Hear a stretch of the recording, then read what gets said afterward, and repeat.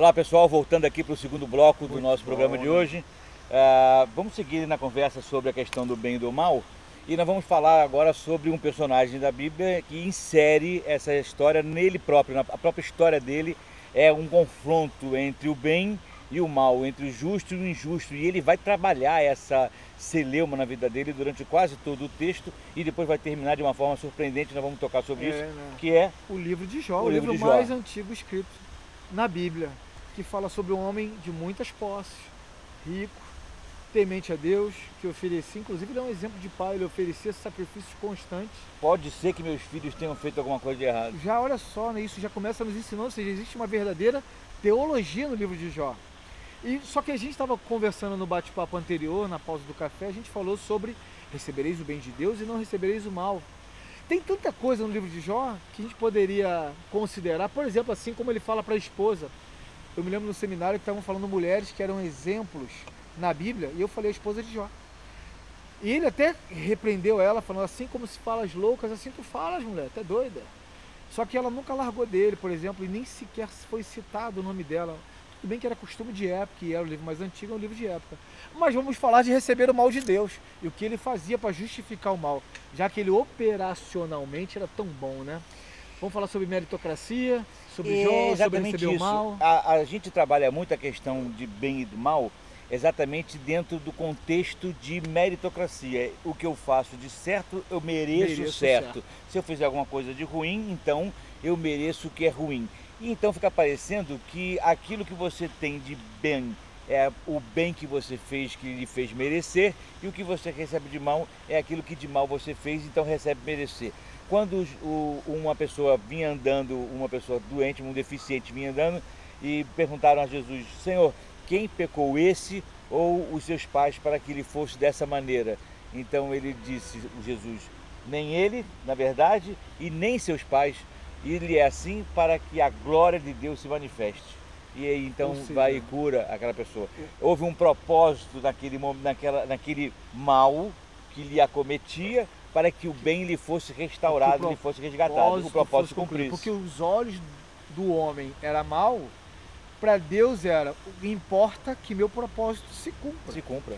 O que a gente pensa, por exemplo, que Jó também pensou que estava recebendo um mal de Deus, Paulo também fala sobre isso. Olha, para mim viver é Cristo. Morrer é ganho.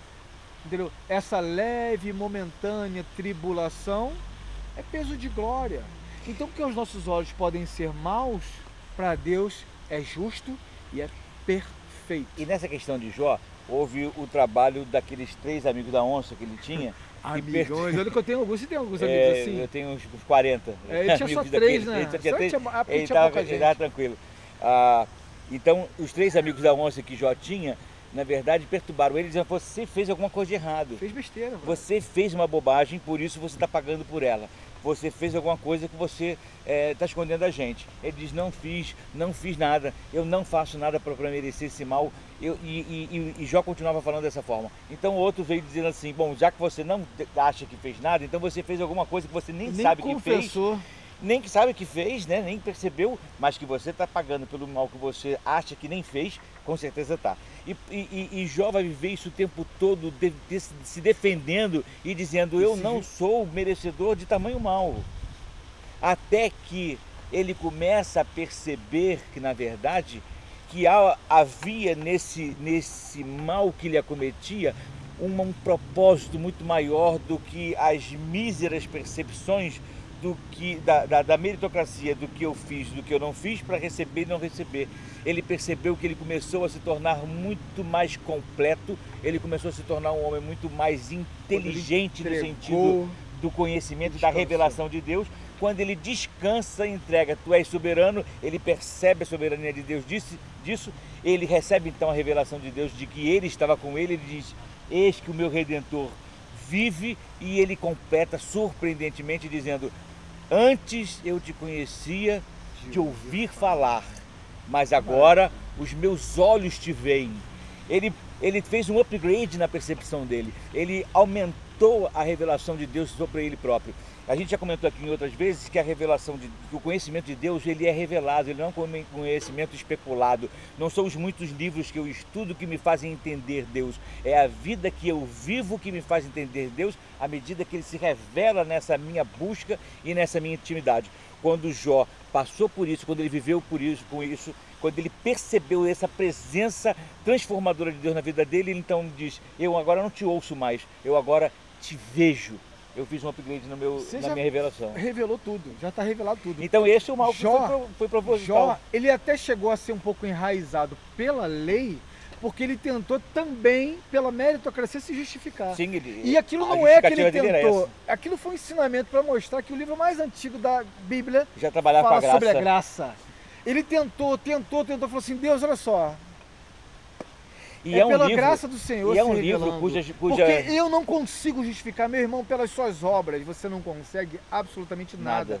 Era uma visão e um ensinamento que Jó estava ensinando. Ou seja, para que os olhos dos amigos dele era mau, para Deus era bom, era justo e era perfeito. Tanto que hoje estamos aprendendo com esse livro. Pois é, e isso, sabe para mim sobre o livro que eu ia falar. Esse livro de Jó, ele não é exclusivo do contexto canônico bíblico, sabia? O livro de Jó é uma história que já havia nos sumérios, anteriores aos judeus.